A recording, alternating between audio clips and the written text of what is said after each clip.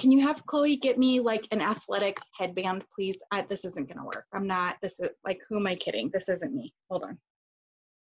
That's not me. Okay.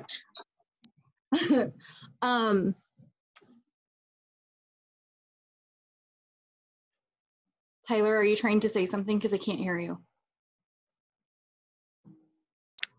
No, I was just going to say I'm in. Oh, okay, great.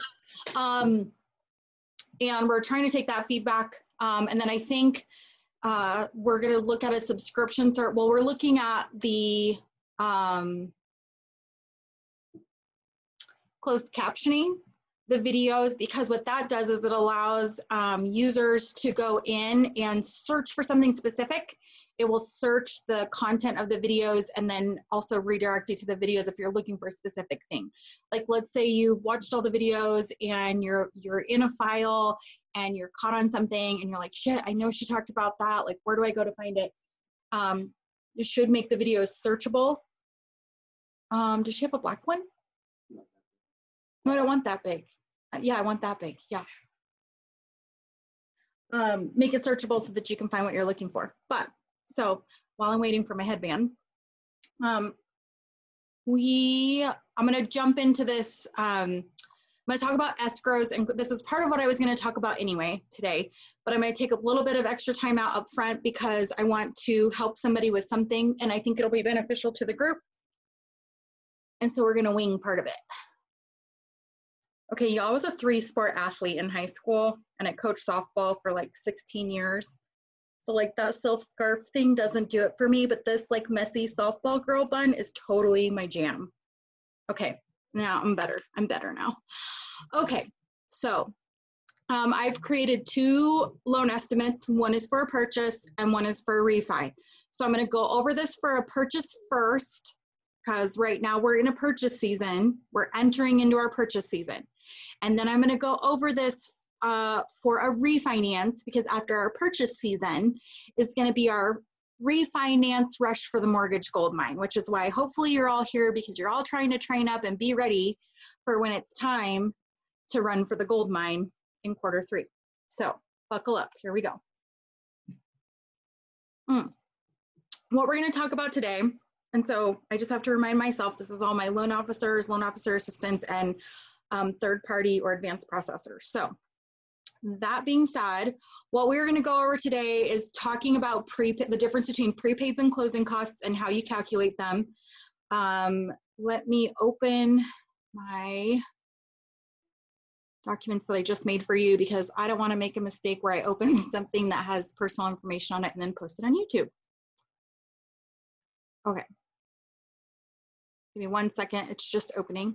That's how you know this is live, other than because I'm telling you it's live. Okay, so I'm going to share my screen. This is an appraisal I was just looking at. It came in higher, so I'm super happy about that. I'm going to open these with Nitro. Okay, so let me do this one first. Okay, so I'm old school. I still print fee sheets with my loan estimates, in part to simplify for the borrower. Okay, so in part because it's, for some people, it's simpler to read a fee sheet like this where it's debits and credits. Okay, so you can just explain to them this is like reading ordinary math. It's just anything in a parenthesis is negative. So I structured this one to have a little bit of a residual credit, because I've been talking a lot to you guys in the last several weeks about when you can see the lender credit in line J. I wanted to do this so that you guys can actually see in line J what I'm talking about. Okay, so I often print a fee sheet. This is from Calyx. Okay, it's literally when you put the fees into a system and generate documents, it's generating the documents from the same system. So I also prepare my clients. I have been told by several title companies that my closings are some of the easiest because my clients never have questions. Okay, so what I prepare my clients for, if I'm at the closing, which has been a real bummer that I haven't been able to attend any, but I don't like other people telling my clients their numbers. Like, I'm gonna get a little ghetto for a second, because this is how This is how my brain works, okay? And I'm sorry if you're new here today. I feel like I have to do this every day. If you're new here today, there is my disclaimer. Swearing may help, and I may use it moderately. Okay. If somebody else tries to like talk about my loan, I'm like, Beesh, get off my loan. You don't know what you're talking about, right? They don't know what I've discussed with the client. I just get really possessive over my things. Sorry. Okay. So what I explained to the borrower from the very beginning, okay, we've talked about this before, but from the very beginning, I let them know, hey, I'm sending you your initial disclosure pack, or my processor is sending your initial disclosure pack. Two things are going to happen with this package. Number one, you're signing and acknowledging that you have received this from me, okay? Because if you don't sign and acknowledging that you've received it from me, we're going to be out of compliance and then we have to start over. So that's one thing your signatures are going to do. Number two, I need you to review your personal information on the first page of the loan application. Please make sure your name is spelled right, social security number is entered correctly, your date of birth is entered correctly, okay?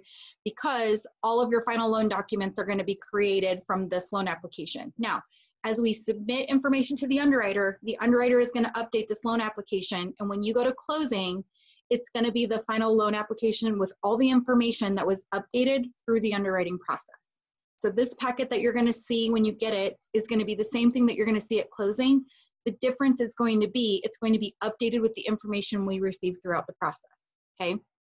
So I start to bring their guard down a little bit. I'm telling them what to expect as they go through this process, because what happens is people go to closing and they look at the documents and they're trying to figure out what's different, because naturally people, because of media and news, or maybe their past experience, or maybe somebody else's experience, feel like they're going to get bait and switched, or they're going to get scammed. And so they're very diligent. Oh, yesterday's bleeding over into today. They're going to be very diligent.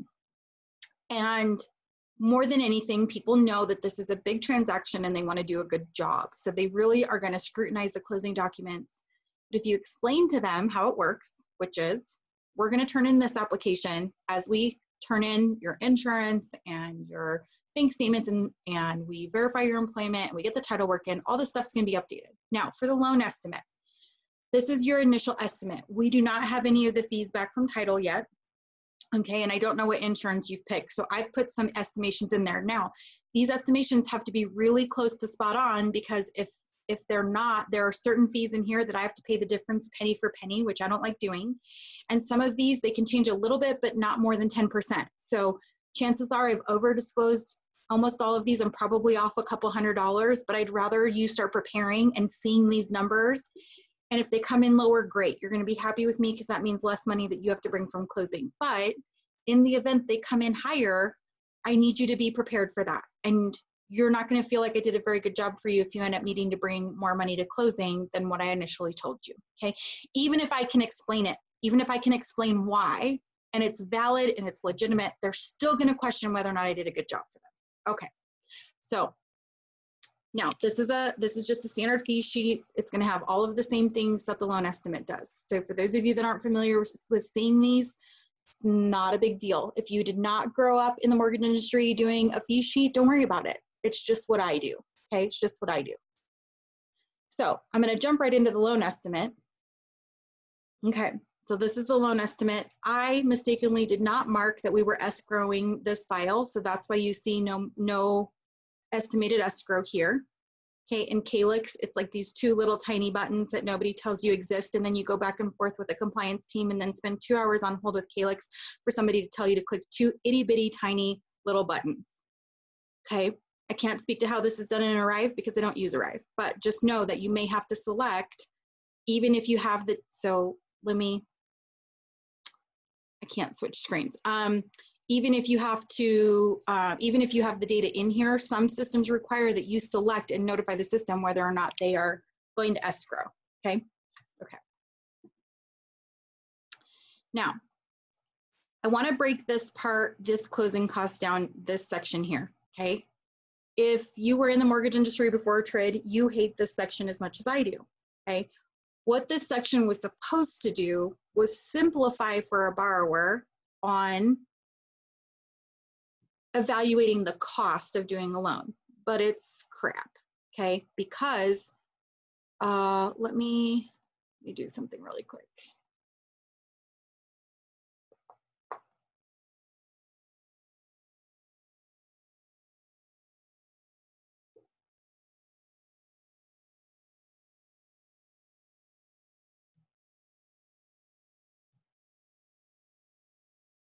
Okay, because what happens is, sorry, I had to do that so that my circle didn't appear 0. I don't know why it's giving me that error message, but go away.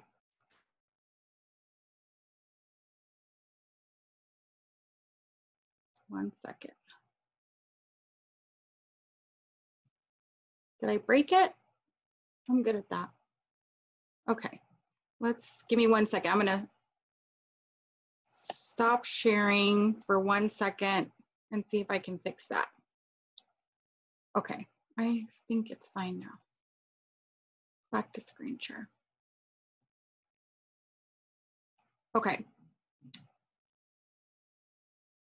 Okay.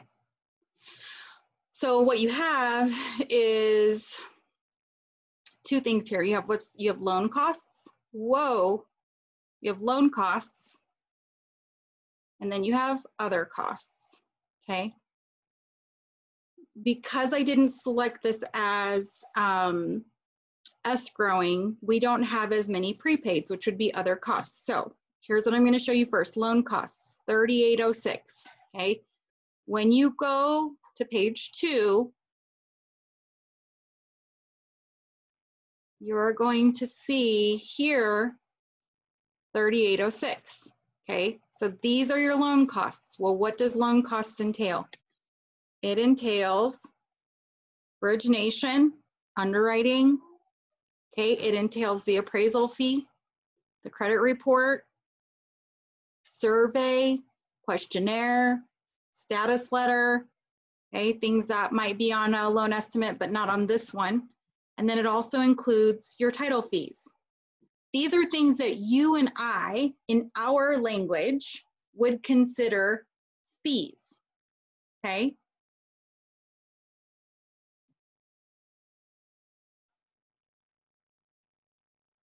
Now you have other costs, okay? So we have recording fee, which I would technically have argued this would have been a closing fee, right? The transfer tax on a purchase, not uncommon, 1 year of insurance up front, prepaid interest for the month that we're in, right? For the month that we're in, we're gonna collect 3 months of homeowner's insurance and 3 months of property taxes, okay? Now what you see here is 0 in other costs. Why this didn't populate on this one, I don't know. But normally what should happen is when you see other costs here, right, and you add it up, what you should see in this loan estimate is this number. So then what happens, you add, okay, $7,330 are the quote unquote closing costs. Oh shit, it's right here, sorry. That's because I was not reading it right. Go back. Hold on. I'm trying to do things too fast and now I'm messing it up. Hold on.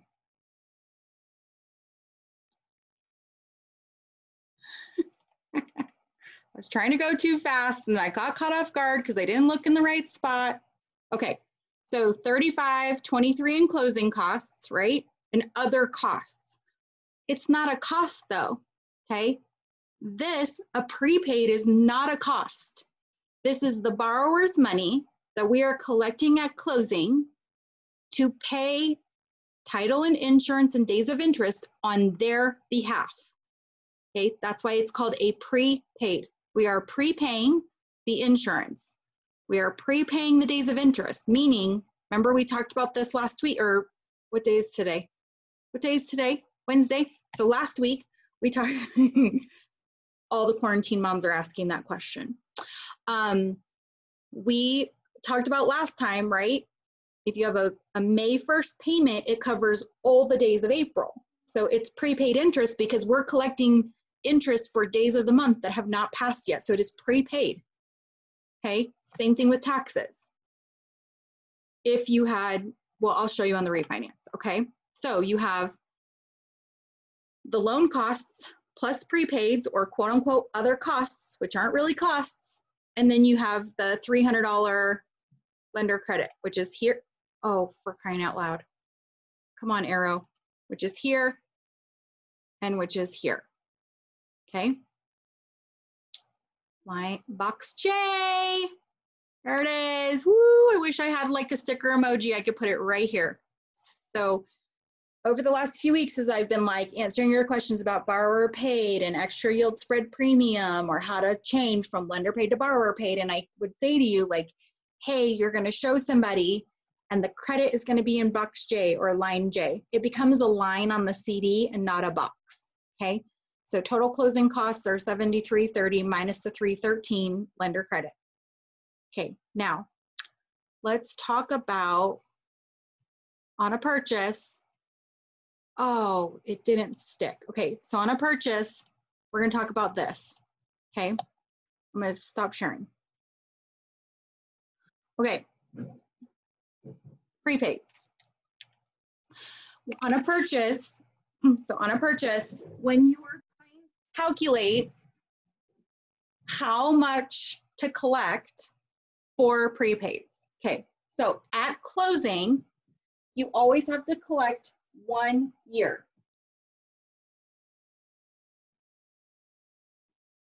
Okay, whatever their policy is, however much it is, you have to collect 1 year at closing. Okay, so let's say today's closing, today is 4/29. Okay, so we collect 1 year, which means that next year on 4/29, 2021 is when this is going to renew. Oh, this marker is not good. I'm not farting, I'm on a yoga ball, just in case you were wondering. Okay, that's when it will renew. So we're gonna collect 1 year. If we're closing in April, then we're gonna collect 1 day of interest at closing for April 30. May is going to pass, and then June 1, we're gonna have the first payment. Can you guys hear me when I'm this way? If nobody says no, I'm gonna assume it's a yes. Yes, we can hear you. I can hear Yeah, you. you're good. Okay, good. Okay, so then we're gonna have a June 1st payment, right? But if I go June, July, August, September, October, November, December, January, February, March, the payment is due in April.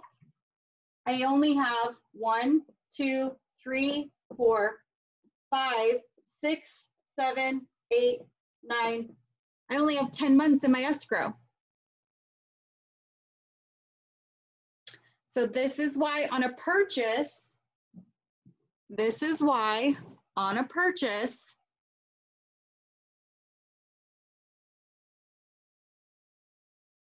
you're going to collect, my arrow is really slow today. She's slow. You're going to collect 12 months plus, look, this is what happens when I try to be fancy, you guys. Try to be fancy and not use the whiteboard and shit doesn't work. Okay. Oh, for crying out, okay, here, okay. We collect 3 more months because we need, our first payment was June, we need May's escrow payment, and we need April, the month we closed, escrow payment. And we always carry 1 month of cushion. Okay, so on a purchase, you're always gonna do 1 year of the full premium in the prepaids. And then in the escrow, here. You're always going to collect 1 year in the prepaids, and then in the initial escrow, you're always going to collect 3 months. 2 months, because they're not going to make a payment the month they close, and they're not making the payment the next month, right? So we got to collect those 2 months, put them in the escrow account, and 1 month of cushion, always. Okay, now refis.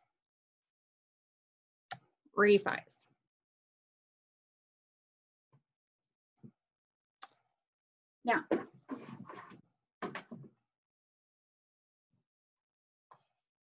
I wished that somebody would have explained this to me way sooner than when I actually found out.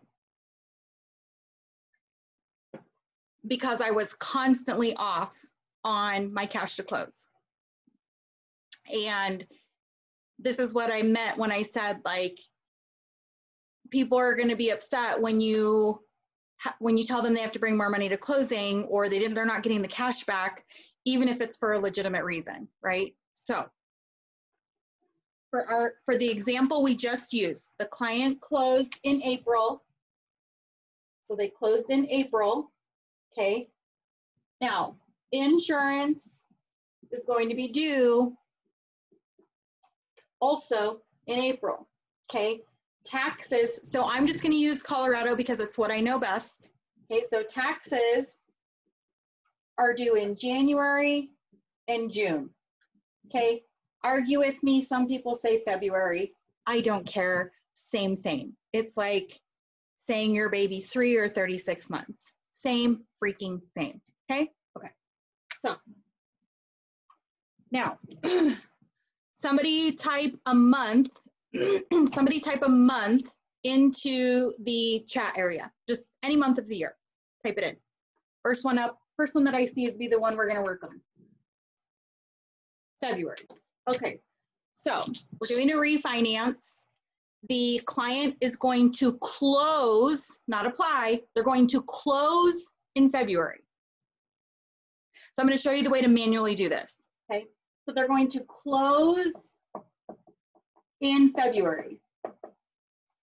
So then how do you collect taxes? Well, whoever put February picked a very interesting month. So first things first, if you're doing a refi for somebody, okay, and let's say you've never done a loan for them before, so you're like, you don't know when they close their deal. Okay, so the first thing that you're going to do is, and so let's say you're trying to get a loan estimate out and you don't have all their paperwork yet. Like you don't have their insurance paperwork yet, right? Because we're doing an estimate and we don't have that information in yet. They haven't committed to doing the loan, so we haven't asked them for their homeowner's insurance, okay?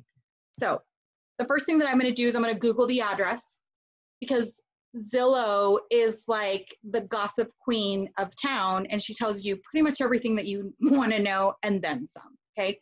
So we Googled the address and we find out that they closed in April, okay? So we find out by Zillow or Trulia or Realtor, like I don't give a shit. The point is Google the address, go onto a website. It will tell you property last sold February or property last sold April for X amount of dollars, okay? So we're gonna close in February. We know that they bought and closed in April. This is important, okay? So I wish we would have picked a little less tricky one to start with. Okay, so first rule of thumb is on a refi, do you have to collect the full 1 year premium? The answer to that is yes, if the insurance is due within 60 days of your closing.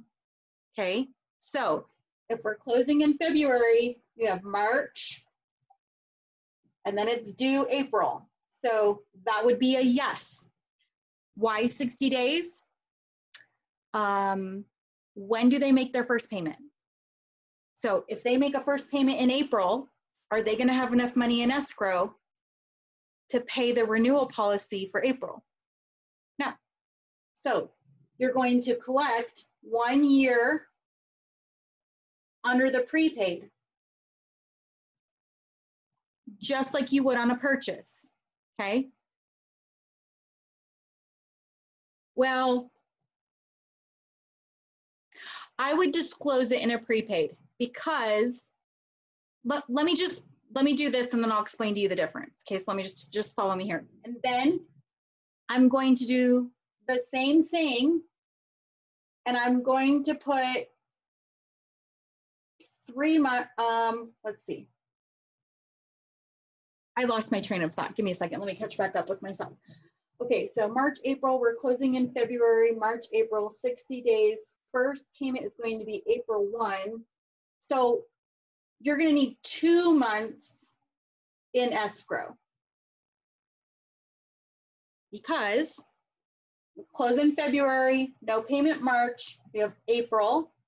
So you have April, May, June, July, August, September, October, November, December, January, and then February, and then March, and then it's due April. So you have 1, 2, 3, 4, 5, 6, 7, 8, 9, 10, 11, 12. Okay, 1 month cushion, and usually they'll still make you collect 2 months. So what you might see, did I do that right? Hold on. February, no, April 1st. So you have April, May, oh yeah. So you would have April, May, June, July, August, September, October, November, December, January, March. So that's 12. Okay, so you might put 1 month in escrow here then. Okay, so you're gonna collect the 1 year and 1 month in escrow, which is the cushion, because when they start making the payment in April, they're gonna make 12 months of payment and that's gonna go into their escrow. So then come April when it's due, there's a full premium in the escrow account. Okay, now, this I think this is what if I remember right, okay, if the insurance is due not in the next 30 days, so if you close in February and the insurance is due in March, you're going to list it as a prepaid. If you close in February and it's due in April, you're going to list it as 13 months in prepaids. The difference is if you list it as a prepaid, title is going to retain the money and send the payment out. Okay, just think about your purchase closing. The lender isn't sending out the check to the brand new insurance that the borrower just got. The title company is, because it's due the day you close. They give you like a 7-day grace period, okay? It's 13 months in prepaids because that's gonna be collected and put in escrow, and then in April, the lender is gonna send it out. Okay? Does that make sense? Now, there are charts for this. This next one is gonna screw your deals more times and you're gonna be so frustrated. It has the potential, and I used to get so annoyed with UWM specifically because that was the lender that I worked with the most with at the time, because they always charged the property insurance to the borrower or property taxes to the borrower even on a purchase. And in Colorado, taxes are done in arrears. So taxes.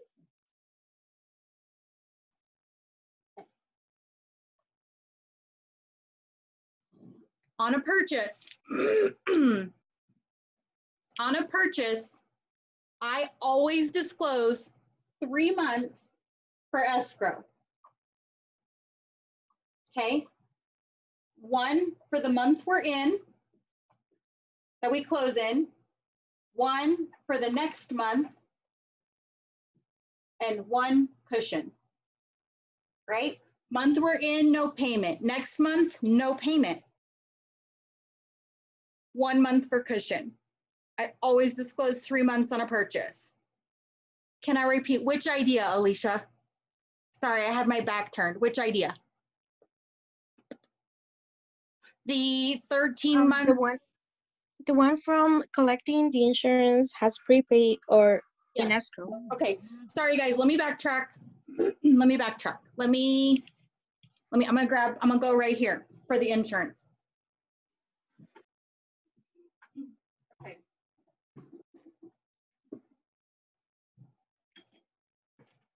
We're just gonna chill together.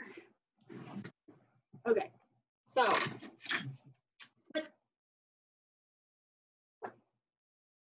You can't really, I'm standing in front. Okay, so if you close in February, okay, if insurance is due in the following month,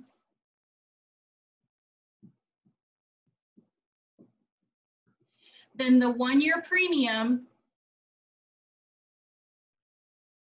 is going to be a prepaid. Because title is going to hold that money and send it to the insurance provider.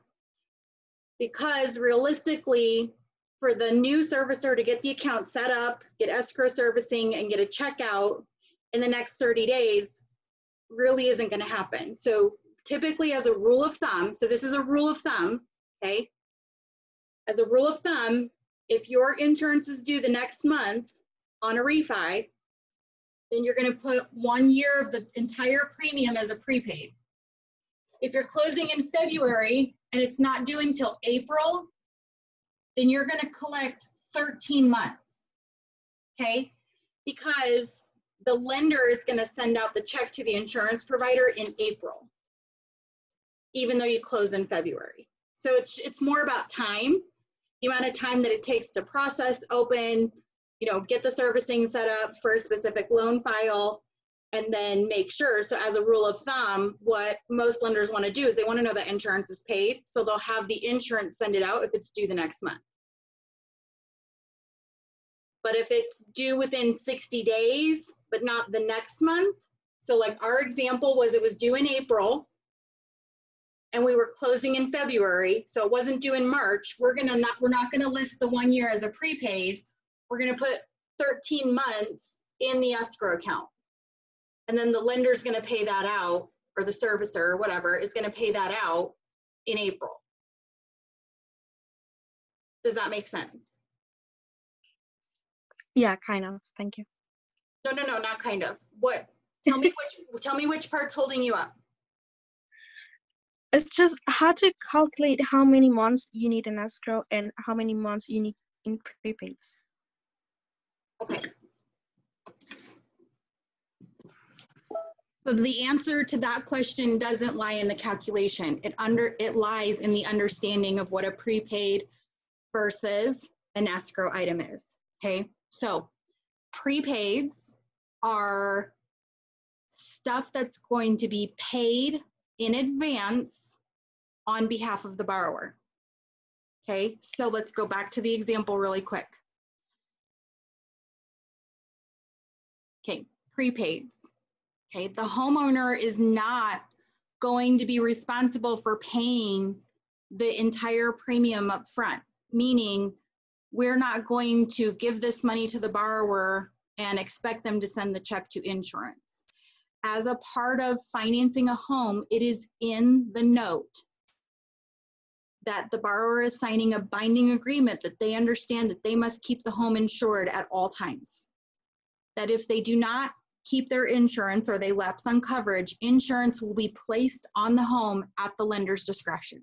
Okay, so we are going to collect this money from the borrower at closing. And by we, I mean title. Title is going to collect this money from the borrower at closing. This is going to be a part of their cash to close. Now, title is not on a purchase. Title is not going to send this money to the bank to put in the borrower's escrow account. Because if this policy on a purchase is not paid within 7 days, it will cancel.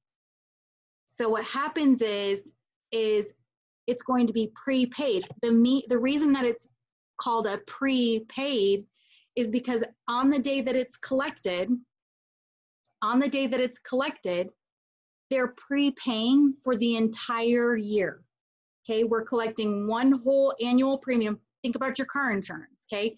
You pay it monthly. You pay it monthly.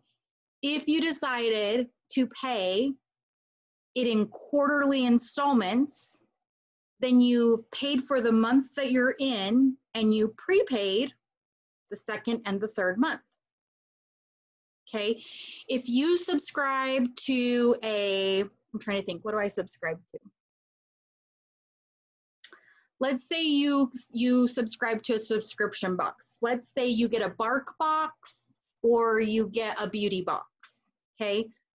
When you do a subscription service, you can pay for it monthly, but most of the time they break it down into a monthly fee, but you have to pay the whole year up front.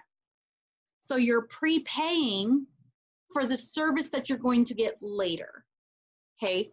So the difference between collecting it as a prepaid versus an escrow is determined by a couple of things. So the main determinant factor is, when is it due? When is it due? On a purchase, that policy has to be paid within 7 days or it will cancel. So we are going to keep it at title and we're going to prepay it, okay? On a refi, if we close in February, it's not due for 45 more days. So we're not gonna prepay it at closing. We're going to collect it and put it in the escrow account and it will be dispersed in a more timely fashion according to its due date. Okay, so prepaids and escrows are only talking about at the time of closing what describes this collection. Okay, so at closing, insurance, a full year premium is a prepaid. There's no ifs, ands, or the only way you don't even collect this is if the borrower pays it and provides an invoice that it's already paid. Then it's a paid outside of closing. And this becomes zero. You're welcome for complicating that. But when my daughter bought her property, I don't even remember why we did it or why we had to do it, or I think it was an FHA deal, and if she prepaid it, she got, I don't even remember. It was $300 and some odd. It wasn't a lot of money. I think we had to extend the closing or something, and we didn't want the policy to cancel, and it was a really good rate, so she went ahead and paid it, and then we supplied the invoice to the closing department, and it became a paid outside of closing, right? She didn't want the policy to cancel. So yeah, I got a credit from that too for doing it. The lender gave me a credit for paying it outside of closing. I think you got additional credit towards your down payment. Yes. Thanks for adding another layer of complication. Appreciate you. Oh, sorry. Was there a question on this before I move on?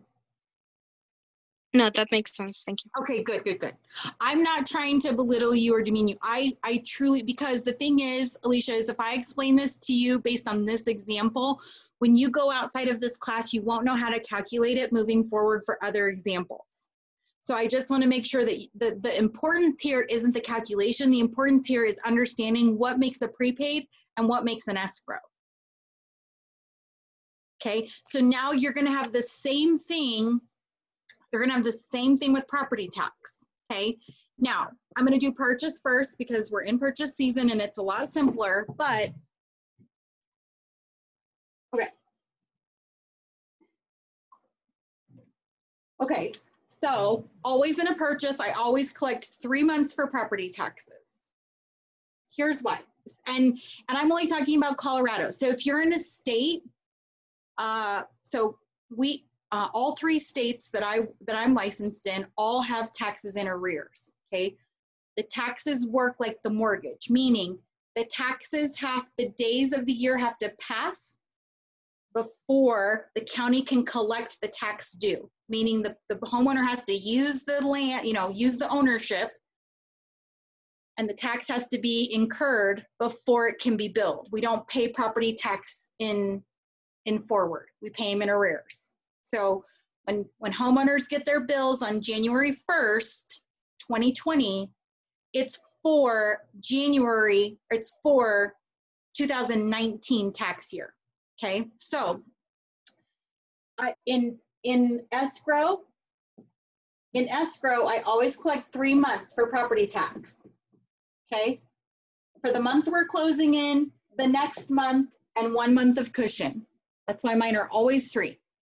Okay, this is on a purchase. Now, let's say same property, we're closing in April. Well, Jackie, that doesn't make sense because based on what you just told us about insurance, there's not going to be enough money in there. Kind of, you're right. Kind of, you're right. So what happens though is on the CD in page 3,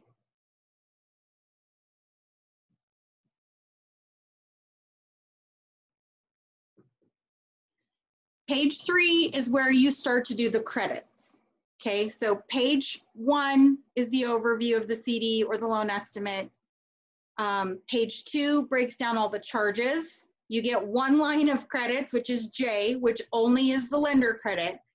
And then page 3 is going to be credit for the down payment. If the title company is giving a bundle credit, you'll see it there on their CD. You're going to see proration credits. So on page 3, what you're going to see, so in this example, our taxes are $200 a month, okay? So you're going to see a credit from the seller from 1/1/20 to 4/29/20, okay? The seller is going to give a credit to the buyer for the months that they owned it, okay? Because in 2020, our borrower is only going to own it from April to December.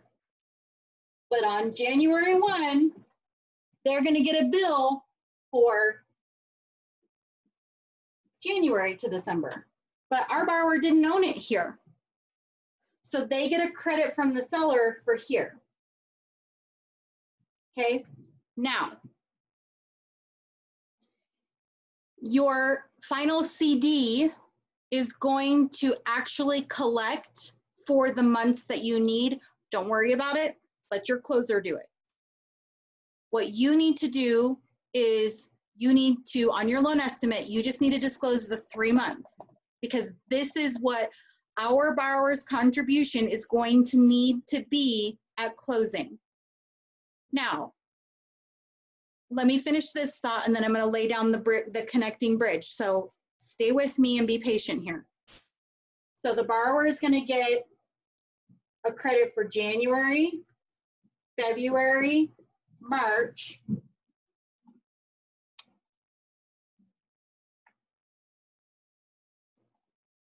okay, and we're going to do 200 divided by 30, so 666 a day times 29 days. You're going to get 193.34, and they're going to get 193. Oh, come on, 193.34 for April. Okay, so they're going to get 246. They're going to get a credit from the seller for $793.34. Okay, they're going to get a credit from the seller for these days. Okay, now we need these 3 months from the borrower. So in the loan estimate, I'm telling him, listen, you need 3 months of your own. If you tell the borrower on a loan estimate, closing in April, May, June, okay, if you tell the borrower on a loan estimate that they need 6 months of taxes, then you better make sure that you put the seller credit in. But here's my thing, okay? Here's my thing. Other people may do it different. I said this yesterday. I'm going to say it again today. Listen, some of you are coming in the industry. If you're in here, it's because you've been in the industry like 3 years or less, okay? I didn't grow up in the industry with all the technology that we have today. So I literally had sticky notes and pieces of paper and we had charts and we had graph paper and we were manually calculating this all the time, okay?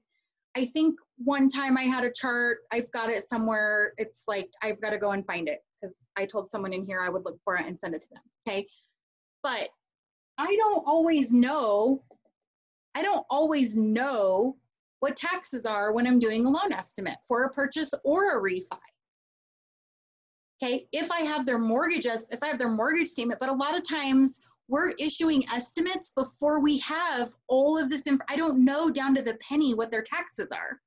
Okay, so that's why I don't disclose it this way. Now, if your company, your loan officer wants you to disclose it that way, that's fine. Let me explain to you why I don't. It's a wash, okay? If you disclose they need 6 months and they get a credit, that's a wash. The credit, right, because we need 6 months, their first payment isn't until June, they need 6 months, you're getting this credit from the borrower and we need 3 months here. So it's all a wash. What I really want them to know on the estimate is what is their portion that they are going to need. When you go to closing, your loan estimate is going to change from 3 months on a purchase to whatever it is you actually need, but your end result should be the same because on the CD, they're disclosing the 6 months you actually need, but you're also getting the credit. So you're still netting the 3 months that you told them on the loan estimate that they were going to need because that's their true contribution. Okay, I don't get paid enough to do title's job and figure this shit out. I don't. I mean, I get paid good money. I mean, I guess you could argue I get paid enough to do it, but I don't. If I do this, if I do start doing other people's jobs, then that's less time that I have to talk with the next client or work on the next file. So ultimately the loan estimate, I'm telling them, hey, listen, regardless of this other crap that you're getting, the credit from the seller and this from the total, regardless of how this shakes out, what month of the year or whatever, you're going to have to contribute 3 months of taxes. The month that we're in, the next month, and 1 month cushion. And that doesn't change no matter what month of the year that the loan is closing in. This is for a purchase. Now, somebody put a month in the text chat of a month that we're going to close a refi in. Month that we're going to close a refi in. Nope. Ah, yes, Isabel, June. Yes, I was going to say, no, we're not going to do it. We're going to do June or November. Good, so June. Okay, so for this example, for easy math, we are going to say that property taxes are $200, just so I can keep this easy math. So property tax, $2,400 a year, $200 a month. Okay, we're closing in June. It's Colorado. Oh, I wrote right on the damn light. Hold on.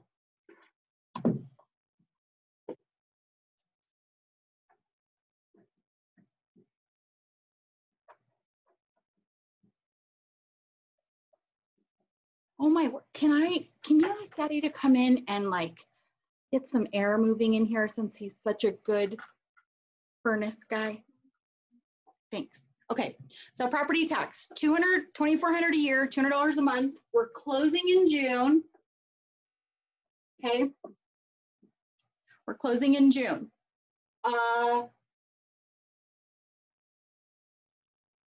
Yes, Colorado. So Colorado, you can pay in 2 installments. So you can pay in June or February, whatever, or June. So if you don't pay in January or February, 1/2, then the full thing is due in June. So when you order your title work, they send back a tax certificate. The tax certificate says what has been paid and what is due. That's why you need a tax certificate. Okay, it's a certified copy from the county about the status of the property taxes on the property you're financing, purchase or refi. Okay, this is a refi. So we got our tax cert. The tax cert says that 1/2 has been paid. Oh, for crying out loud. 1/2 has been paid, and the second half is due. and it's due in June. And we're closing in June. So if you're still listening and not playing me on your second screen, is this a prepaid or an escrow? Type it in the comments.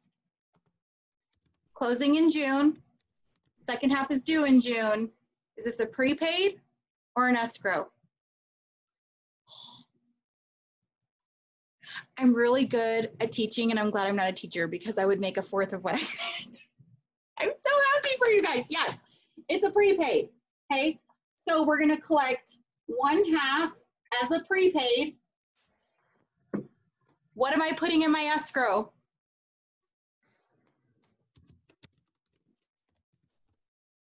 No, not putting the second half in escrow. 3 months, yep, 3 months.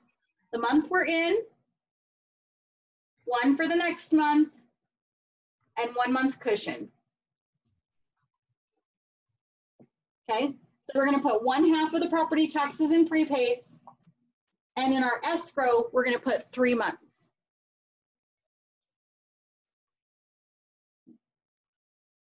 So that way, when they start making their payment in June, July, August, okay, and they make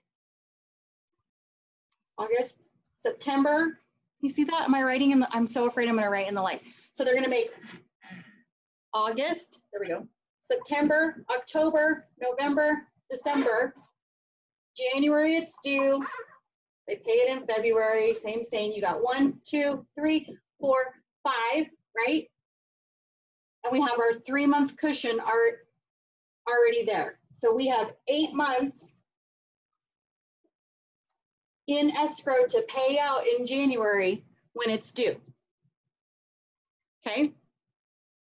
Now, you can Google escrow charts.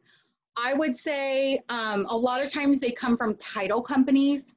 So if you're a loan officer and you have you're like, yeah, my title person is legitimately one of my BFFs. Like, we call to talk about a file and then we end up talking for like an hour. And, but ask your title company if they have an escrow chart.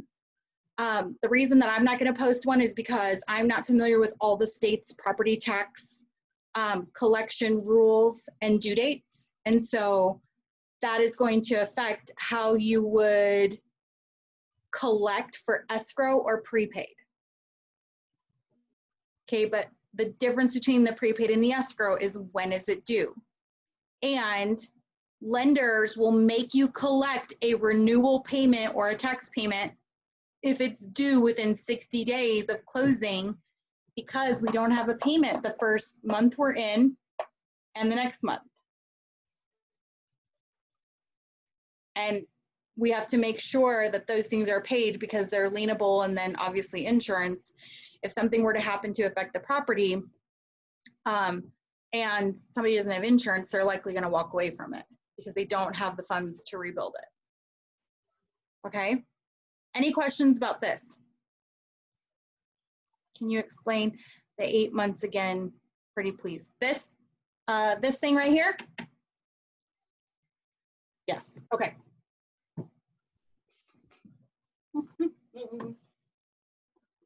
Okay, so for this specific, can I erase the rest of this? Seriously, okay, we decided this year we were gonna go to, we work on yoga balls. So if you ever see me like on a live or like in here and I'm like this, I'm sorry, it's because I'm on the yoga ball. But every time I roll on it and it does that, I'm like, they're gonna think I'm farting. And yeah, I'm still gonna post it on YouTube. Okay. Okay, so same deal. Okay, we're closing in June. At closing, our prepaid, we're gonna collect 1/2 taxes. So we're collecting $1,200. Okay. We're going to escrow 3 months. The month we're in, the next month, and cushion, okay? Hot here. Hey, HVAC guy. It's really hot in here. Like I'm sweating at my neck and I can't think. Okay, so the escrow account, no, I go here. The escrow account, it starts with 3 months, okay? Then the borrower makes the August payment, right? So we close in June. We collect the days of interest for June. July passes, August 1 is for July, okay? So August, September, October, August, September, October, November, December, okay? So we have 3, 4, 5, 6, 7, 8. If we pay in January, if we pay 6 out, okay, we've still got 2 months in there. I get where you're going. I know why you're confused about the 8. But what happens is then you have January, February, March, April, May, and it's due in June, okay? So here, you only have 4 because we started the loan back in July. So your brain is thinking about the taxes due in halves, but from when it's due in January to when it's due again in June, there aren't as many months for payments. So you have 1, 2, 3, 4, and then it's got to be paid, right? We still need these 2 months, I'm sorry, we still need this payment here, right? So that makes 5, and this makes 6. That I'm messy that, oh, fucking light. That's really gonna make me mad. I'm just sketching this. All of a sudden I can't. Oh, there's still a damn light. Okay, there we go. Oh. I feel like TikTok. What the fuck? What the hell? What the fuck? What the hell? Okay. So does that make sense now?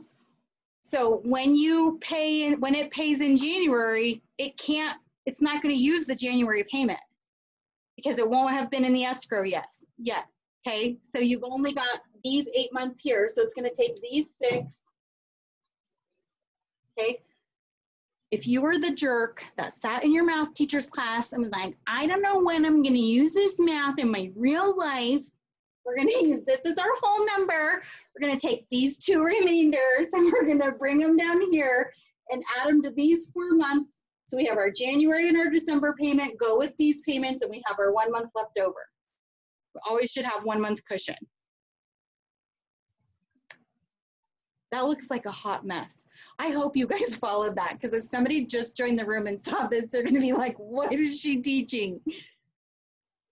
And that's a lot of times why I try and use different markers, because I use these thought arrows, right? So let's do this. Let's do this. So, oh, that's not, I don't want that marker.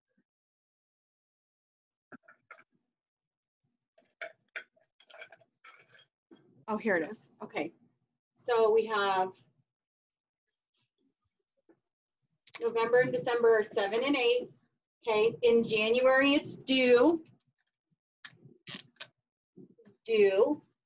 So we're basically going to use these. The 3 from closing, August, September, and October are going to pay the one in that's going to go out in January. And then in May, because it's due in June, right? So they're going to send it out in June, but it's not going to include the June payment.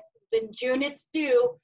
So it's like it's going to use the November, December, January, February, March, and April to pay the June, and May is your cushion. And May is your cushion month. Okay. So again, don't overthink this. Do not overthink this. Listen, based on what, I'm sorry, I didn't mean to interrupt. I do have a quick question regarding that. So if the May is the cushion and then it still picks up and you're going forward, does that cushion always remain there even in the following year? Do you pay another cushion, or is the cushion going to be used for another month? That's kind of what's confusing me. Is the cushion. No, because, right? So in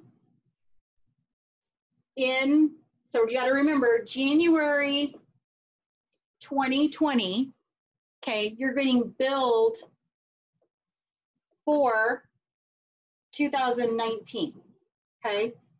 But if you're in a recast year or a readjustment year or a recalculation year or whatever your county wants to call it, okay, in 2020, we're still going to be collecting this amount because they don't send out the advice of property taxes changing like they do the assessment in January, but the notice doesn't like come out until February, sometime between February and April, okay?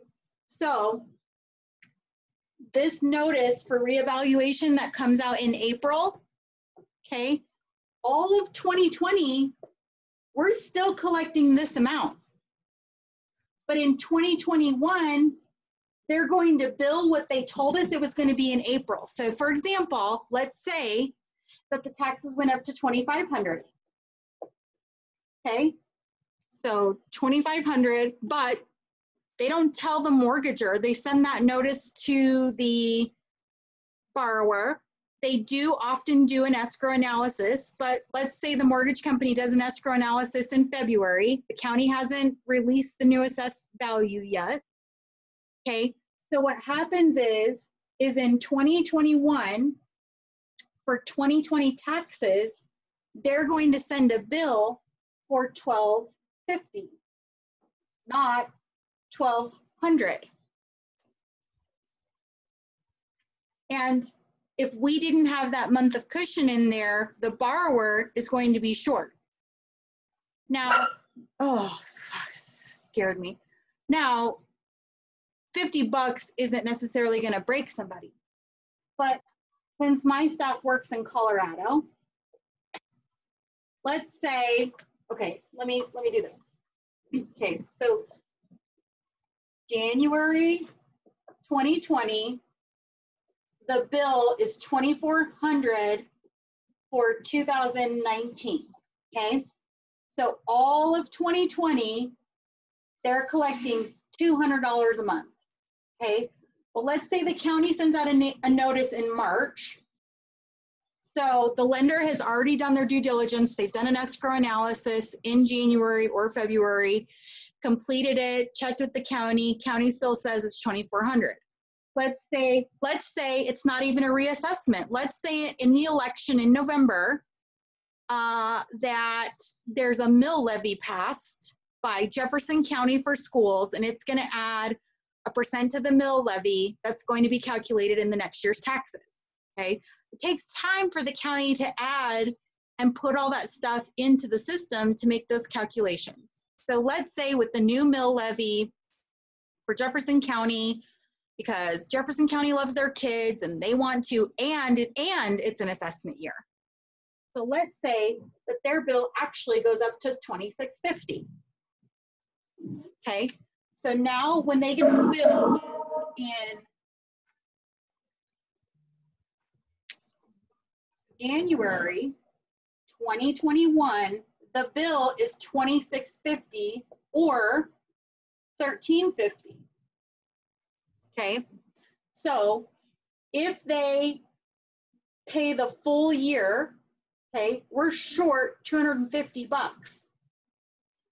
That's more than our 1 month cushion.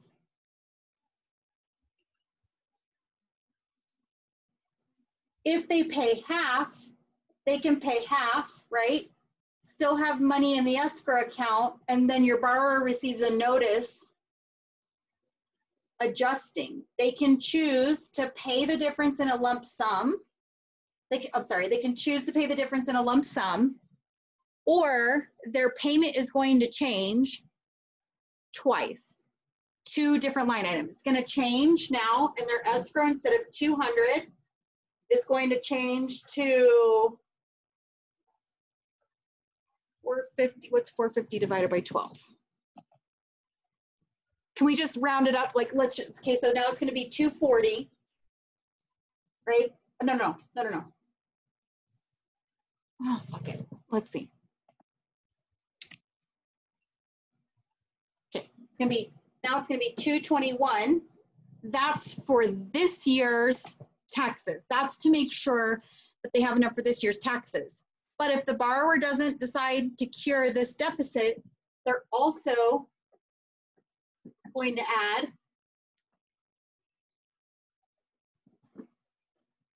whatever 250 divided by 12 is. Well, 250 divided by 12, they're going to add another $21. Okay, so now you, as a loan officer, get a call from the client. I got a notice from my bank that my payment's going up $42. I thought I was on a fixed rate loan. Like, I'm hot. You are. That's not what changed. Hey, Troy, how you doing? Troy, sorry, that's my brother-in-law's name, bad name. Hey, Matt, how you doing? Great to hear from you. Yeah, bud, you are on a 30-year fixed.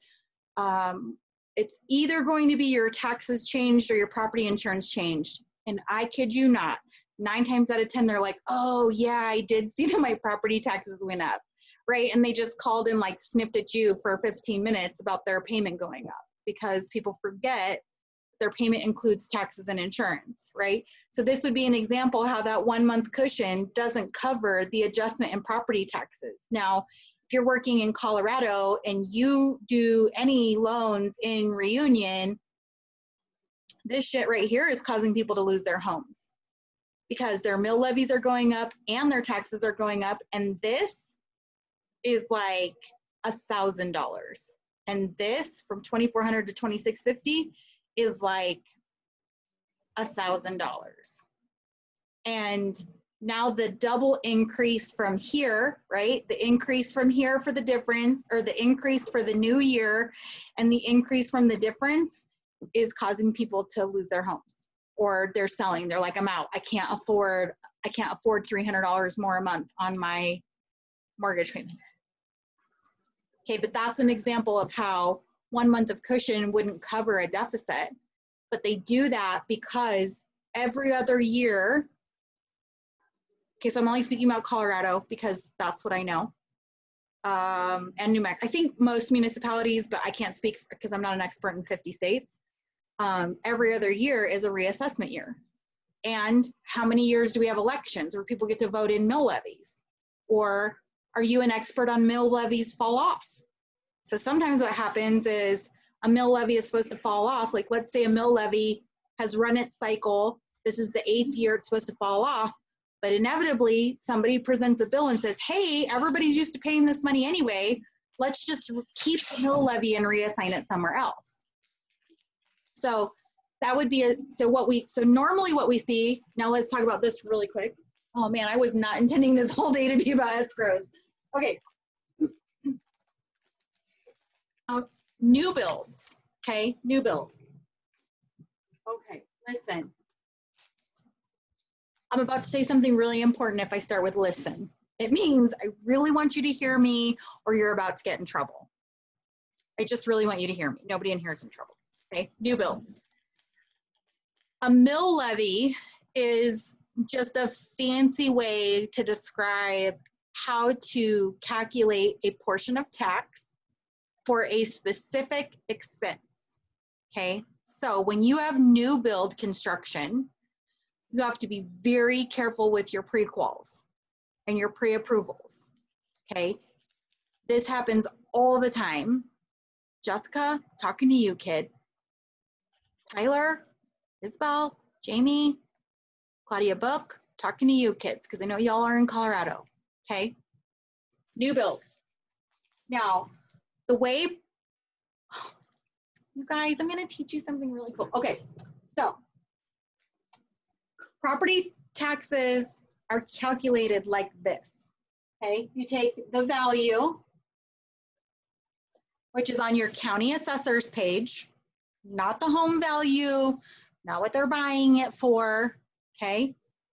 The way you would normally calculate this is you take the value, I'm sorry. Erase, somebody's writing, erase. Okay, on a new build, you take the purchase price minus the value in the county assessor. Okay, then you're gonna multiply it times the tax rate.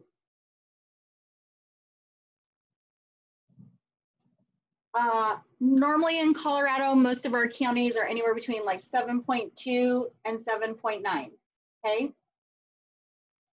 And then you're gonna multiply that times the mill levy. Okay, so the mill levies, they're like, think of them like basis points, like BIPs. Okay, they're a percentage of 100.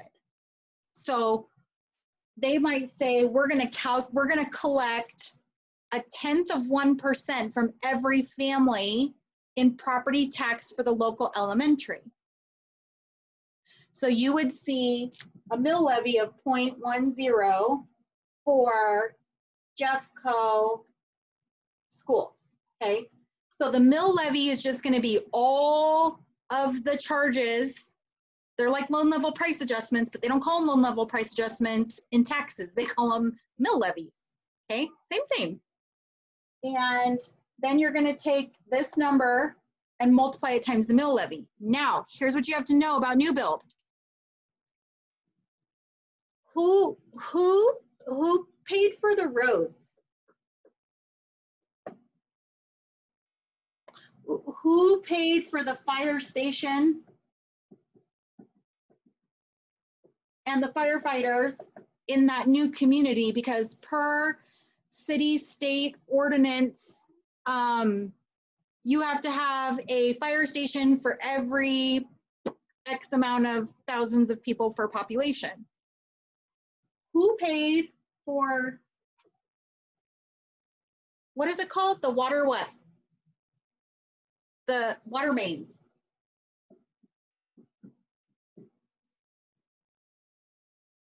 Well, you see what happened was basically the city and the city fronted the money for this. So when you buy a new build, they're called different things. Like in New Mexico, it's called like a CIP or an ICP, like a cost improvement.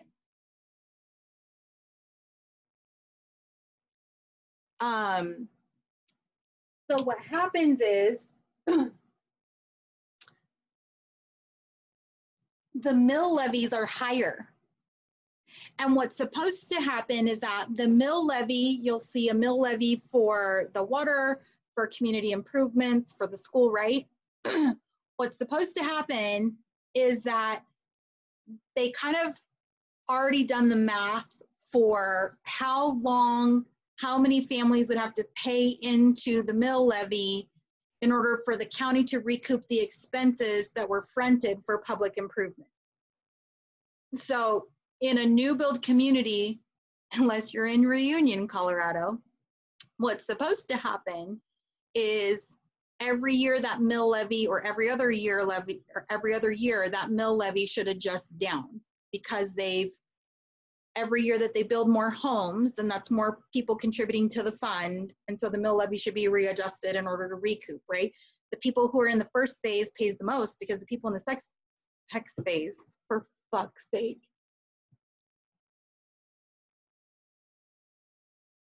I hope y'all are laughing in your muted homes right now. I hope you all are laughing at my expense right now. Okay, the people in the first phase pay more because they got to use it. The people who buy in the second and third phases, they pay less on the mill levy because they didn't use it the last 3 months, because their home wasn't even built. So the mill levy should be priced out in phases based on the prescribed build plans that the builder submitted to the county. So let's say they said in phase one, 2019, okay, we start building, we're not gonna break ground because it's Colorado and the ground's freaking frozen until April, right? So we're gonna do phase one in April, we're gonna open phase two, May, June, phase two in July, August, September, and phase three in October, okay? So in a situation like that, that's a really fast phase. That would be a really small build. It would be that all phases were completed within the first year. So all properties would have the same mill levy. But let's say they started and they completed phase one. They started phase one in April and phase two didn't start until October. Okay, then phase one and phase two homes would most likely have the same mill levy. But then let's say phase three didn't open until February. Well, phase three would be subject to whatever the reassessment was, because now let's say there were 10,000 homes in each phase, right? There's 20,000 homes now paying into the fund to recoup the expenses for the public improvements. So what would happen is on the beginning of year in January, it would be reassessed that like, okay, 20,000 homes were built. This is the amount of money that was repaid back over the full expense of these public improvements. And now the next year, there's another 30, 40, 50,000 homes, whatever that is. So like there's a development up in just north of Lafayette that was supposed to be like 30,000 homes. So what should happen is then year one, 20,000 homes were paying on it. Well, year two, there might be 30 or 40,000 homes paying in it. So at the beginning of year two, they have to reassess because A, they got to make sure they don't over collect, but B, then they got to redisperse that instead of between 20,000 homes, 40,000 homes. So I'm jumping into it a little bit, you know, like way deep, but y'all are the advanced class. So you kind of just understand how it works, okay? But what happens is, let me show you really quick. So let's say we have a borrower who wants to buy an existing construction. It's 400,000. Okay, so I'm actually gonna go into, give me just 1 second because I'm gonna share a tax certificate with you guys. I'm gonna show you.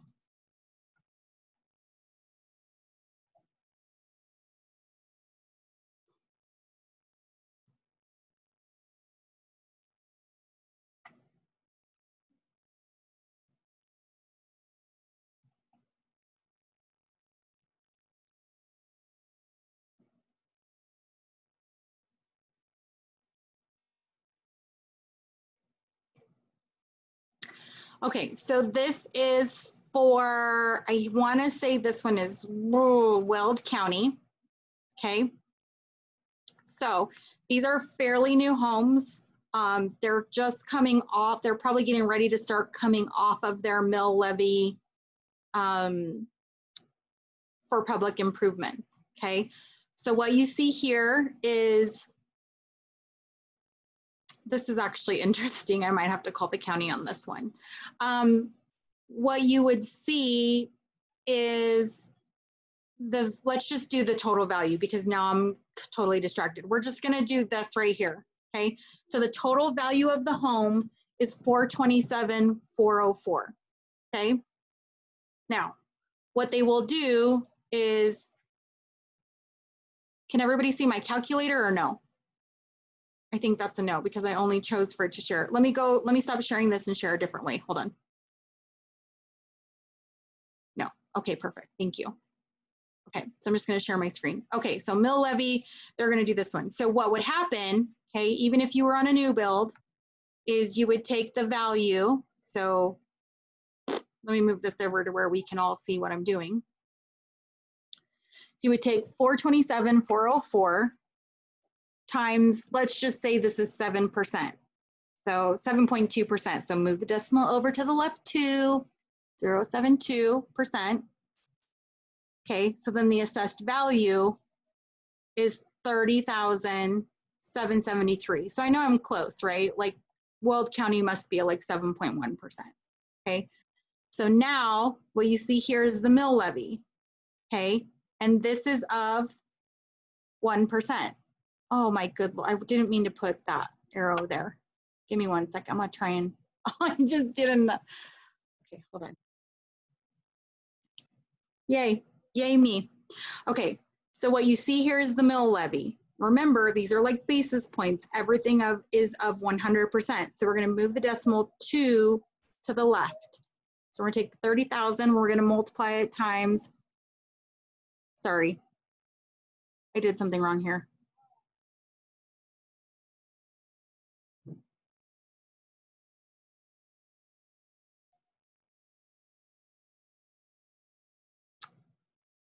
One, two, let me try something right here. 0.15, whoops, 158. Yeah, sorry. You're gonna move it over 3 decimal spots because it's of 1,000ths in taxes, not 100. It's of 1,000. Okay, so the total property taxes times the mill levy, move it 3 decimal spots, is 4,800 for this property for the year. Well, I can tell you that because his second half taxes are due, which is 2,400. So the full tax is 4,800. Okay, this actually isn't a tax cert, but you can also look at here, total taxes due are 4,850. Okay, so, but what happens is, okay, this mill levy this is high. I know a mill levy is high when it's over like 1 or 1.2. So let me show you the difference. So now we got to take, so sorry, 4,850 divided by 12, that's 404 a month on taxes. Okay. This is like a new build. I know that this guy was in a new build because I know this file, right? Normally what you would see on a new build is you would only see this, the value of the land on the tax cert. And so if you do the value of the land, 60,000 times the residential tax rate, right? So I'm really close, I'm in the neighborhood. And then you divided that by 12. Oh, sorry, nope. 4,320 times the mill levy, so 0.158. You got to do the whole mill levy though. Like if it's the whole 10 numbers long, you got to do the whole thing, right? Their tax is $682 a year. No lender is going to do that because they know that the next year it's going to reassess. So in this situation, what they did was they went and inspected, these are the improvements, okay? In addition, these are the improvements, which means that the initial year, okay, hold on a second. Okay, so in 2019, the value was still land. At some point, the county assessor went out and assessed what was done to the land. There was $367,000 in improvements, meaning the dam house was built. Okay, so the total value is 427. Okay, and then the mill levy is 158. Now, let me pull up a different, let's see if I got a tax cert in here. Nope. Let's do, I know we have one in here, but this is a condo, but I guess it'll serve the point. Okay, this is an existing construction. This is an actual tax cert from the county. These are all the mill levies being charged, okay? School, general fund, school bond, capital maintenance, social services, city bond, police pension, fire pension, urban drainage, affordable housing, for the developmentally disabled. Like this may have been something that was voted on by the city, by the taxpayers. They wanted to do this, they wanted to collect some property taxes to put in for the developmentally disabled, right? Okay, so the total mill levy on this existing condo is 72, half. Okay, it's going to be higher for a single family residence because think about the footprint. A condo building can sit and house however many families, more than a single family can house one family on a lot, okay? But we're just gonna go with this example because I'm trying to show you how more expensive So let's say we had that same property. So 404, I don't remember, 404, 726 times 0.072, which is the residential tax rate, times the mill levy, which move it 3 over, 0.072116 is only $2,100 a year. That's what we're used to seeing on a residential property tax. Divided by 12 is $175 a month. Okay, I'm gonna switch to my stop share. It is not apples to apples to send your borrower out on a pre-qual for a new build or existing construction at $400, because a new build taxes are $400 a month, existing construction are $175 a month. You can't read my handwriting because it looks like crap. Okay, here's what I can tell you.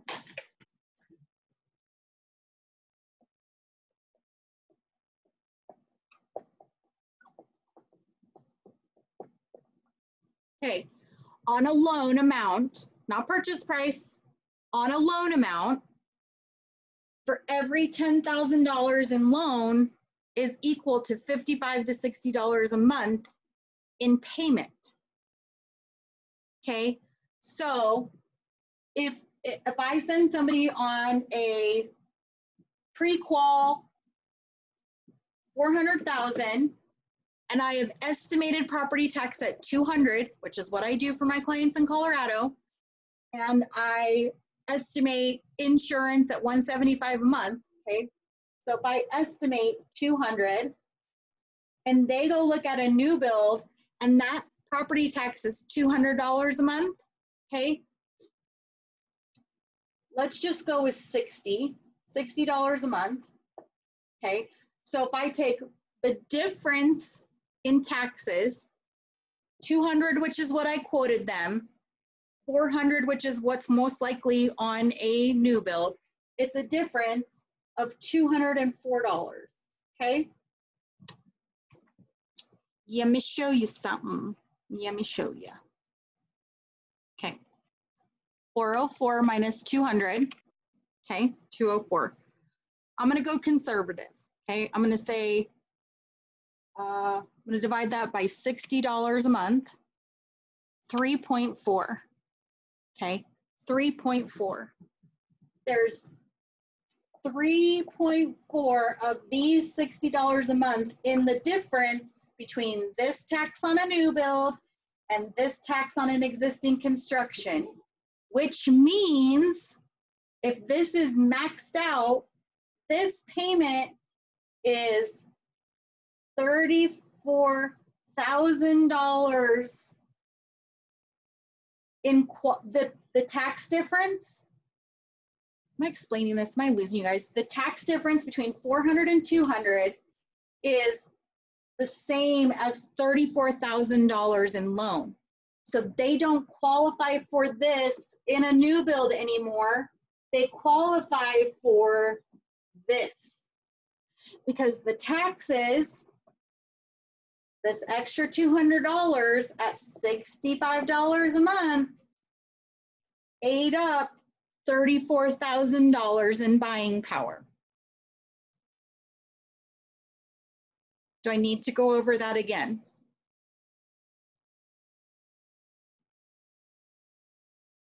So if you buy this new build and these taxes are $200 a month more, you can't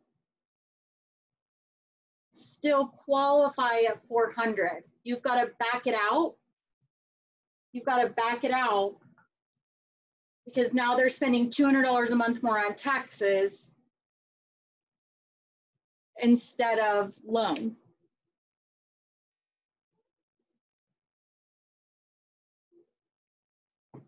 I think I just made that real messy. Or do you guys get that? So conversely, let's say somebody says, I want my payment to be $2,500 a month. So you don't know what property, you don't know what the taxes and insurance are going to be, right? So you do your best guesstimate. Once you've been doing this long enough, I would say once you've done 5, 6, 7 files, you should get a good idea of what property taxes are in a certain area.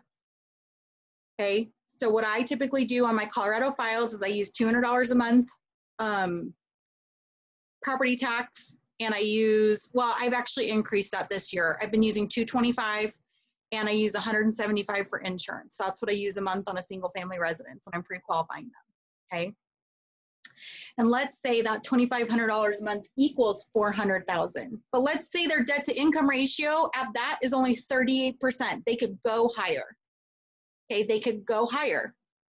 So I tell them, hey, you can go higher. And they're like, I don't want. And I say, I get it, okay? But what's going to happen is when you go out with your real estate agent, they're going to be like, hey, listen, I know you wanted to be at 400, but there's this property that they just reduced the price from 425 to 415, and I think we should go look at it. Well, you and I are everyday people, and we're going to go 15,000. Like, did you not see me drive up in my 07 Yukon Denali? Because it's an 07. The damn thing's almost 15 years old. Like, I clearly don't have an extra $15,000, right? But that's because our brain says, ooh, the difference between 400 and 415 is 15,000. Like, no stinking way.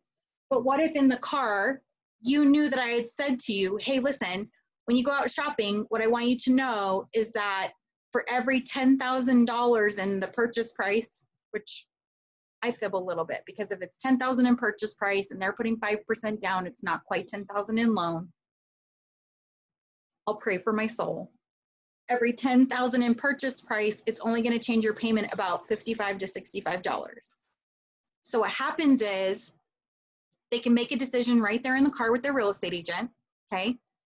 They can say, okay, yeah, let's go look at that. They do the math in their head, or they pull out their phone and they go, okay, so this house is 15,000 more, which is 1.5 times this. So I take 1.5 times this payment. So this house I'm going to go look at is $100 more than the other house I just looked at. Now that borrower or buyer in the active moment can be like, oh, hell yeah, this is, oh my God, it has the granite and the backyard, like, and this is only $100 more a month. Like, yes, this is the one.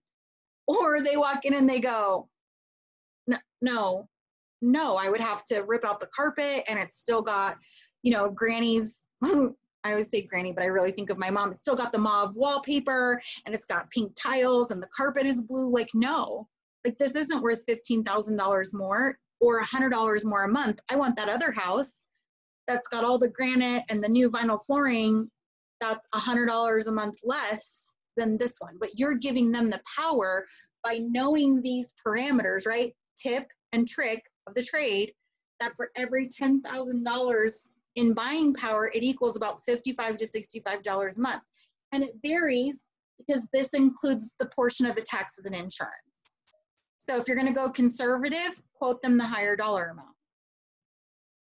But put in a loan amount in your system below your high balance loan amount and jack around with the numbers. And I'm telling you, you increase or decrease that every $10,000, you're going to see that the loan only changes like $55, $60 a month. Now, this is also what I spoke to you guys about before, where we talked about when you have really tight ratios, okay?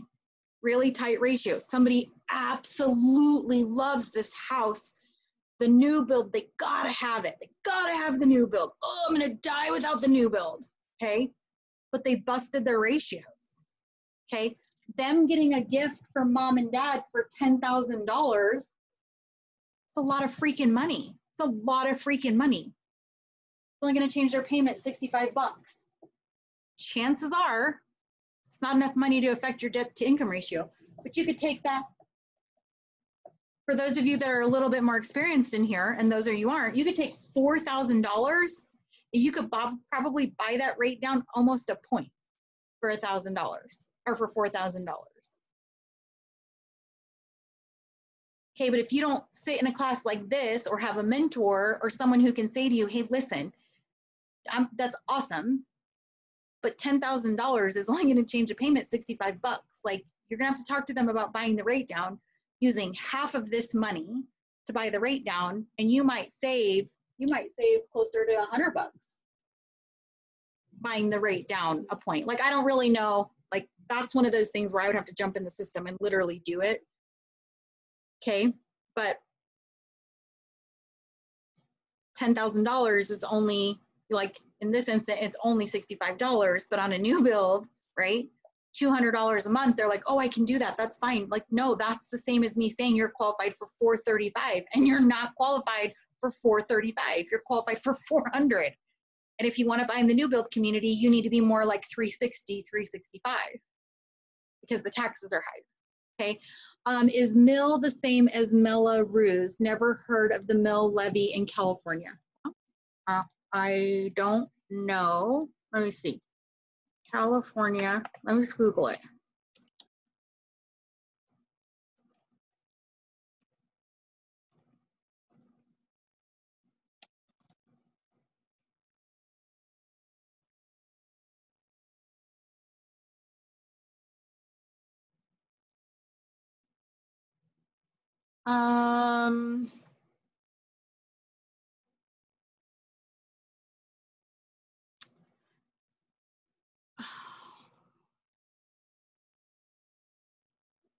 No, I don't know what a Melrose is. Everything that I just Googled says all county property owners pay 1% general property tax along with their special or district assessments levied by their municipalities. The county average of all tax rates is 1.16 or $11.60 for every $1,000 assessed.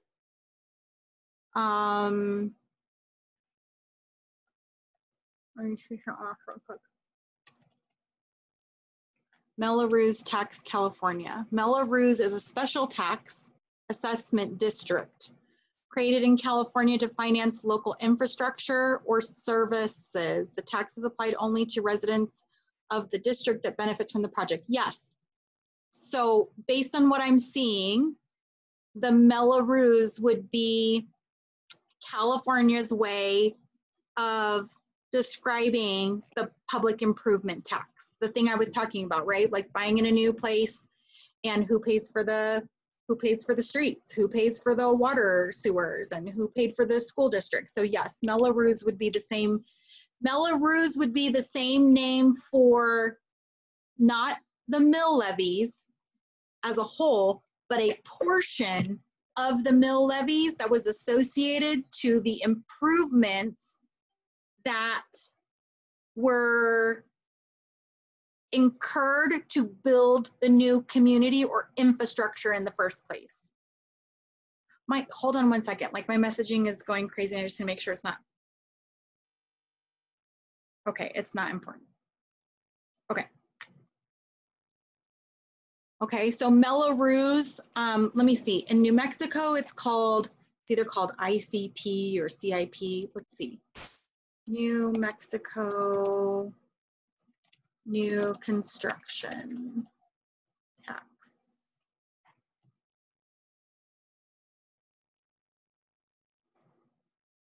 Property tax.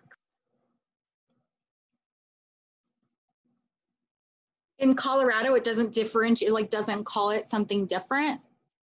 It's just put in there as just as a regular mill levy. I don't remember what it's called. And anyway, you guys get the point. I don't remember what it's called in New Mexico. It's like ICP or CIP or something. So it's like Community Improvement Tax, CIPT or something like that. But like, you know, when you see it. So like for me, I know that somebody is buying in a higher tax area or a new, like let's say they're not buying the new build. Let's say it was built 2 years ago, but the mill levies still haven't come down yet. So when I see a mill levy above, I mean, realistically in Colorado, when you see a mill levy above like 120, 110, you know that they're still paying the improvement tax. And if it's Reunion, they're just poor Reunion people. I don't understand wholly what happened there with Lennar Homes. And I've asked a couple of people, and like when they explain it to me, I get it, but then I walk away because it doesn't affect me. And it's just, their mill levies aren't coming down, they're going up. And there are people that pay almost $7,000 a year in property tax, which is absolutely freaking unheard of in the state of Colorado, unless you're buying like $1 million new build. Okay, it's just unheard of. It's like East Coast taxes. And that may have been what happened. It may have been that the builder was an East Coast, ran by East Coast builders, and they did it in a way that we don't normally do things. I don't know. Maybe it was the mafia. Maybe it was corruption. I don't know. But it's like super high. Okay, well, that's awesome, because Friday we'll go over what we were actually going to do today. I'm really glad that we did this, though. I think it was of good value. Hey, I wanted to let you know, I really want to keep doing this. I really want to grow the processors and people's ability to learn and grow as a self-processing originator. But the Zoom platform, I think we've outgrown it. So we're opening a Facebook community page. I think I was mentioning this before, and we're going to move the YouTube videos over, and it just is going to be a little bit more efficient for me to help people progress and continue to do this, because for the last 3.5 weeks, I've been spending about 6 hours a week on lives, and then another 4 to 6 hours editing videos and uploading and things like that. And that's just not sustainable. So I want to move it over to a platform where we can continue to help people, and we can continue to grow the processing and self-processing originators, and giving you helpful things like this, so that y'all don't have to like lose deals or not know that you can save a deal when things happen. And create resources where it's searchable. We're probably also going to end up doing a mastermind group, and I will also be starting an area for inviting people who have never done this job, but want to learn how to do this job. I think that with what COVID has done to our economy, and what COVID how it has changed the face of work for families and people who, like my hair, I say it all the time because it's my hairdresser, but she's like, I don't know that I'll be able to go back to hairdressing after this. Like, I don't know that I will be able to make the money that I was making before, because there's going to be some lingering fear and stuff. And so I was like, hey, like, come jump on here and see if this is something you want to learn to do. I think COVID changes the landscape about what's possible in telecommuting. Hey, our freezer's open. Our freezer's open. And what is possible in telecommuting. And for those of you that are in here who've either come out of retail into broker, or are new into broker, or new into this space, like, I don't know if I'm gonna put this part on YouTube. I might blank it out, but like my 1099 for myself last year was $172,000. And I can 1099 myself because I'm the owner of the company. So don't come at me with 1099 versus W-2. But my first year of processing, and I think I shared this before, my first year of processing back as a third-party processor, I started, I want to say August, we moved down south, and so we relocated down south because I was taking a job, wasn't even a job because I was 1099, but whatever. I was taking a relationship with a brokerage, a new brokerage. So we moved in July. So I would have started sometime in August or September. And my 1099 with that company, by the time I ended, was $24,000. So you figure, even if I start in August, I really don't close anything till September. So September, October, November, December, December. So in 4 months, I made $24,000. And I'd never made that kind of money before. And I remember thinking like,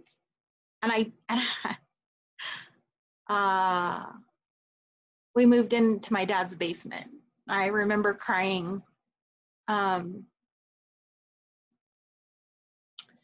remember crying to my husband and telling him how shitty I felt, that I was,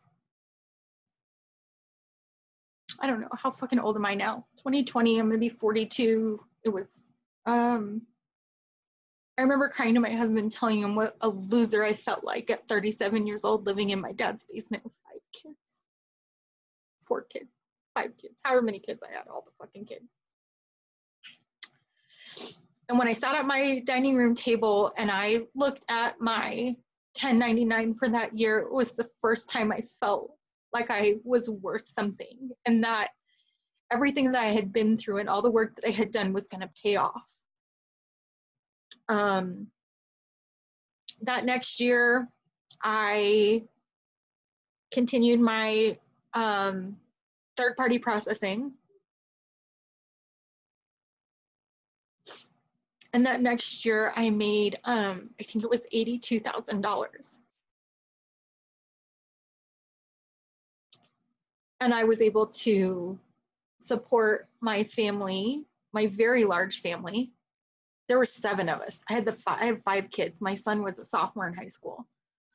And that first year I made $82,000. And when I start to think about what this was able to do for my life, I can't keep that to myself. And there are a lot of families and a lot of mamas, and I'm sure there are some gentlemen that would make great processors. I just am more about helping people and families see that there's something for a better future. And I've brought my family, half the people on this live right now are my family. My daughter is my full-time processor. My son and his wife are coming on board because Prometric is freaking closed. He can't take his exam. He took it last year, didn't pass. I didn't pass the first 3 times I took mine, so no shame. No, the first 2 times. I passed it on the 3rd time. My son and his wife are coming on as an LOA and processor assistant. And then my sister-in-law is in here. She's worked with me side by side. I don't know what she's going to do now. I think she's going to like go open her own fucking processing company and kill it. But the truth of the matter is the reason that I open this up for everybody else is because I know what it's done for my life. And I know that somebody gave me a chance. And somebody said, hey, come and do this. And it was when I got recruited to go and work for Wells Fargo and got back into the industry. And lots of people took chances on me. And lots of people took chances on a single mom. And lots of people took chances on a lady who was very young with a lot of kids who needed to make a lot of money. And they did. And I just feel like it's my turn to give back in the ways that were given to me. For the ones trying to pass the test, for the ones trying to pass through the test, she went through Affinity for test prep for Texas, and it made a huge difference. I'm glad, Monica. My goal is to hire moms and dads that aren't making enough or not able, right? Because they aren't able to work from home. That's right. And part of what we're putting together right now is that we are going to offer, like in the mentorship and VIP, we're gonna start teaching the PE licensing, because I didn't pass the first time, my husband didn't pass the first time, my son didn't pass the first time, my other LOA that's in this class didn't pass the first time. So there's something wrong with the education. And so what we want to try and do by 3rd quarter is we want our membership to include that we're going to be a licensed provider.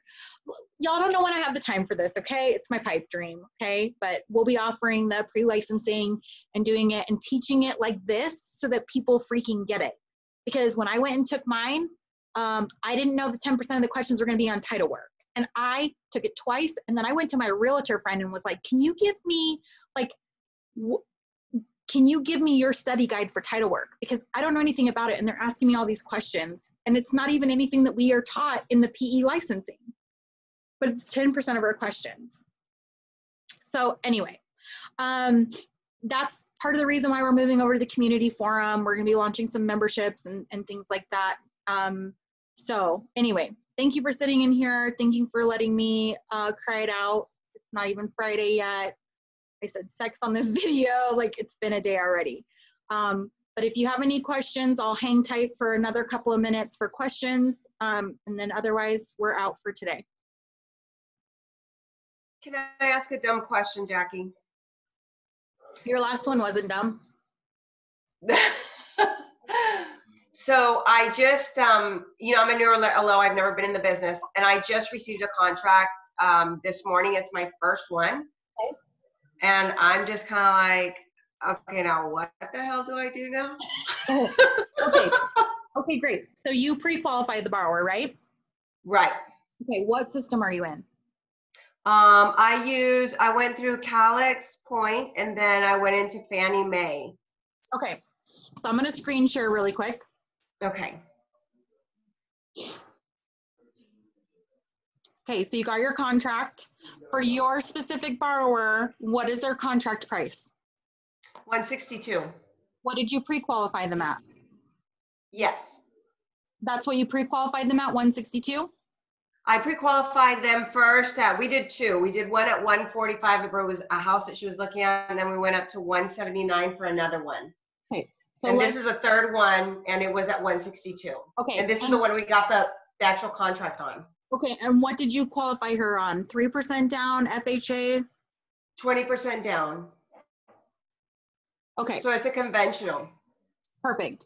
So right now, this is probably what your Calyx looks like. 179, 20% down, right? Mhm. So what you're actually gonna do is you're gonna come in here and you're gonna adjust your values to 162, Mhm. okay? 162. Okay. I either ask the agent or I just Google the property. I figure out what the taxes are listed, Okay.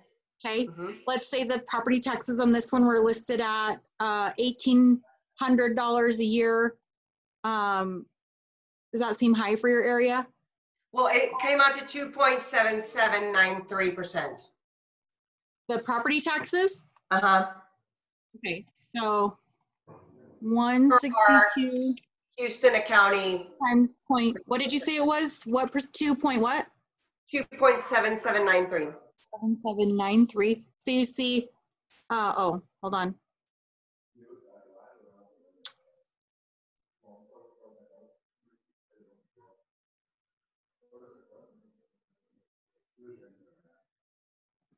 $22793. It didn't, okay. Oh, come on, Jackie. Okay, so $3,600 for property tax? Uh-huh. Okay, so we're gonna divide that by 12. Okay, 307.71, 307.71. Okay, Mhm. so I'm gonna update that. Any HOA? $23 a month. You're gonna put that in there, okay? Mhm. Then you're just gonna save it. Okay, where are you sending it? I think I'm gonna go to Flagstar. Okay, so all you're gonna do is you're gonna save the 3.2. You're gonna export your 3.2. Okay, you're gonna save it in your borrower folder. Okay. I always just use the last name because it should be in their borrower folder, okay? Right.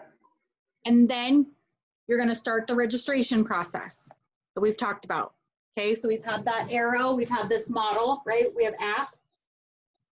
So now you have your contract. Okay, then you need to register at Flagstar. Their process is a little bit intense. There's a lot of steps, okay? But you gotta register it because when you register it, you're gonna get the loan number, okay? Now, Flagstar uses a system very similar to Encompass. So when you register it, that means you're gonna upload the 3.2, okay? Then in the system, you're gonna do the product selection, meaning you have to tell the system what you just told me. It's conventional, 20% down. I don't know if you're doing home ready or home possible. At that purchase price, it's probably something you should consider. Make sure you know your county loan limits, right? You're gonna tell the system what product and the rate, and you're gonna register the product and the rate, okay, so you can get your loan number. And then you're gonna do whatever you need to do, so you're probably gonna need to lean on your account executive, but you need to complete here whatever you need to do for the submission. Okay, so you need to have your contract, pay stubs, right? W-2, bank statement. If they have Isabel, did you do the submission on Flagstar? Do they have a submission form? I I think I did that one because it was new. was gonna say, I think you did, but I feel like a lot of the Encompass ones, they do have submission forms. Okay, so if they have a submission form, you need to do that, okay?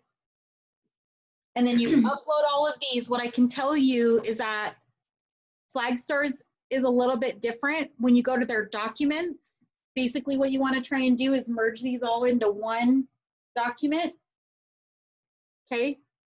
And then you upload it, and when you upload it, you have to tell Flagstar that you want it to go for submission. But once you get through the initial submission process at Flagstar, it should be better.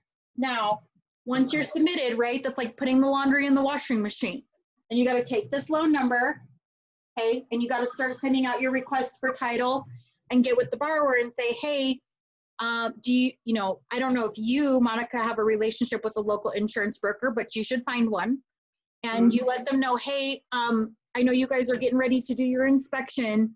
Call your insurance company, your car insurance company, let them know you're buying a home and ask them to quote you a policy. The reason that you want them to do that is because they'll get a bundled policy discount for doing home and auto together.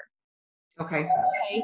Now, my company as a service, how do you know if it's good insurance if you only look at one? So as a service, we also pair with 2 local insurance brokers.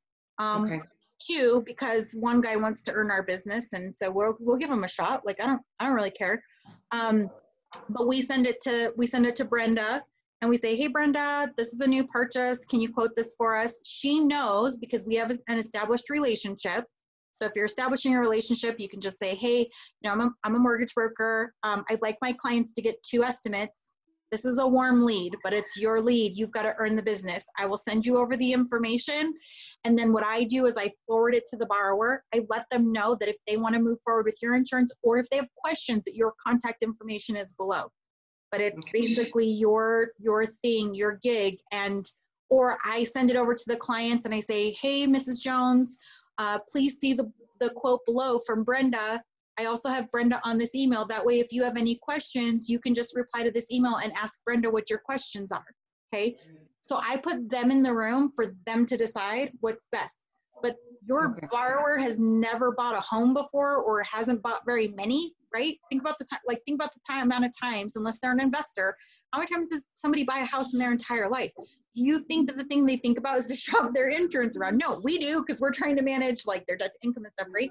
But anyway, tell them, hey, get a quote started with your car insurance company and then send it over to me. Once they send it over to you, then you have everything you need to get the insurance and stuff, okay? Okay. Okay. So breathe. You know this. If you don't know it, start watching the videos on YouTube. Start watching the videos on YouTube. But you know I know, it. that's what I was thinking. I thought, I'm going to re-listen to this one. But these trainings have been so helpful for me to understand. It's crazy. So this is what we're going to do. This is what we're going to do. Like, so, some of the stuff I've been telling you guys is the how to do it.